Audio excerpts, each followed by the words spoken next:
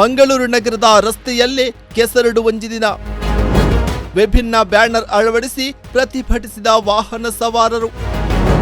ಕೆಸರುಮಯ ರಸ್ತೆಯಲ್ಲಿ ಸಂಚರಿಸುವುದೇ ತ್ರಾಸದಾಯಕ.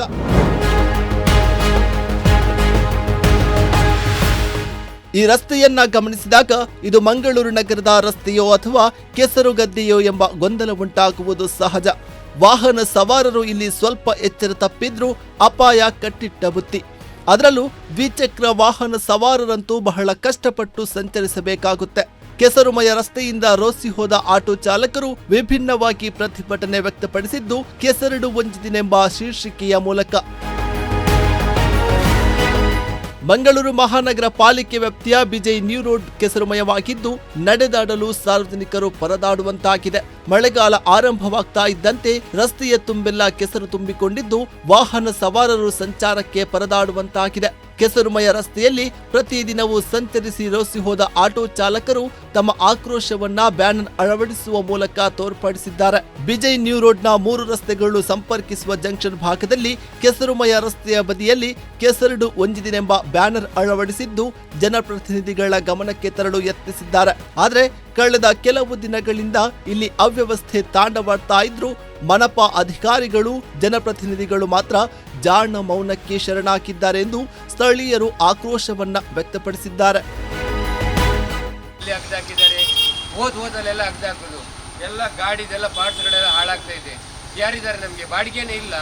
ಅದ್ರ ಜೊತೆಲಿ ಈ ಥರ ಅಗ್ದಾಕಿದ್ರೆ ನಮ್ಗೆ ಏನು ಮಾಡ್ತಾವೆ? ಯಾರ ಹತ್ರ ಹೇಳೋದು? ಇಲ್ಲಿ ಮೇಯರ್ ಸುದೀಪ್ ಶೆಟ್ಟಿ ಅವ್ರ ಹತ್ರ ಹೇಳೋದಾ ಅಥವಾ ಡಿಸ್ಟ್ರಿಕ್ಟ್ ಅಡ್ಮಿನಿಸ್ಟ್ರೇಟರ್ ಹತ್ರ ಹೇಳೋದಾ? ಒಂದು ಸ್ಲಿಪ್ಪನ್ನು ಮಾಡಿ ನಾಗೂರಿಯಲ್ಲಿ ನೋಡಿ ನೀವು ಯಾವ ಥರ ಕೆಸರುಮಯವಾಗಿದೆ. ಗಾಡಿದ ಪಾರ್ಟ್ಸ್ಗಳೇ ತುಂಡಾಗಿ ಹೋಗ್ಬೋದು, ಆ ಥರ ಇದೆ. ಅವ್ರು ಎನ್ಕೊಳ್ತಾರೆ ಇದು ಎತ್ತಿನ ಗಾಡಿ ಅಂತೇಳಿ. ಇದು ಎತ್ತಿನ ಗಾಡಿ ಅಲ್ಲ, ಇದೆಲ್ಲ ಬೇರಿಂಗ್ ಆಗಿರ್ಬೋದು, ಕಾಲರ್ ಸೆಟ್ ಆಗಿರ್ಬೋದು, ಪ್ರತಿಯೊಂದು ಕಂಡಪಟ್ಟೆ ರೇಟ್ ಇದೆ.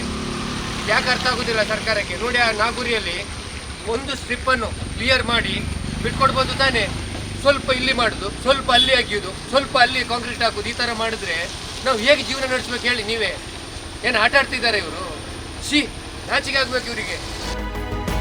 ಈ ರಸ್ತೆ ಅವ್ಯವಸ್ಥೆಯ ವಿರುದ್ಧ ಬ್ಯಾನರ್ ಅಳವಡಿಸಿ ಕೆಲವು ದಿನಗಳೇ ಕಳೆದಿದೆ. ಆದರೆ ಯಾರೊಬ್ಬರು ಇತ್ತ ಸುಳಿದೇ ಇಲ್ಲವಂತೆ. ಈ ಭಾಗದಲ್ಲಿ ಅದೆಷ್ಟೋ ಅಪಾರ್ಟ್ಮೆಂಟ್, ವಸತಿ, ವಾಣಿಜ್ಯ ಸಂಕೀರ್ಣಗಳು ಇದೆ. ನಿತ್ಯವೂ ನೂರಾರು ವಿದ್ಯಾರ್ಥಿಗಳು ಸೇರಿದಂತೆ ಸಾರ್ವಜನಿಕರು ನಡೆದುಕೊಂಡೇ ಹೋಗ್ತಾರೆ.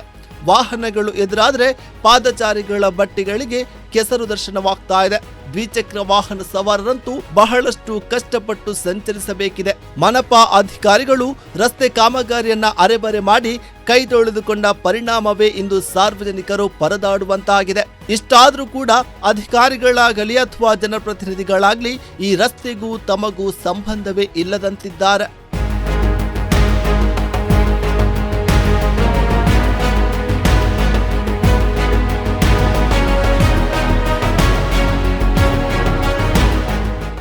ಒಟ್ಟಿನಲ್ಲಿ ಸ್ಮಾರ್ಟ್ ಸಿಟಿಯಲ್ಲಿ ಇಂತಹ ದುರಾವಸ್ಥೆಯ ರಸ್ತೆ ಇನ್ನೂ ಇರೋದು ಮಂಗಳೂರು ಮಹಾನಗರ ಪಾಲಿಕೆಯ ದುರಾಡಳಿತಕ್ಕೆ ಸಾಕ್ಷಿಯಾಗಿದೆ. ಇನ್ನಾದರೂ ಅಧಿಕಾರಿಗಳು ಎಚ್ಚೆತ್ತುಕೊಂಡು ಬಿಜೈ ನ್ಯೂ ರೋಡ್ ರಸ್ತೆಯನ್ನ ದುರಸ್ತಿಗೊಳಿಸಲಿ ಎಂಬುದೇ ನಮ್ಮ ಆಶಯ. ಅಹಮದ್ ಬಾಬಾ ಮಂಜೂರು, ದೈಜಿವಲ್ 24/7.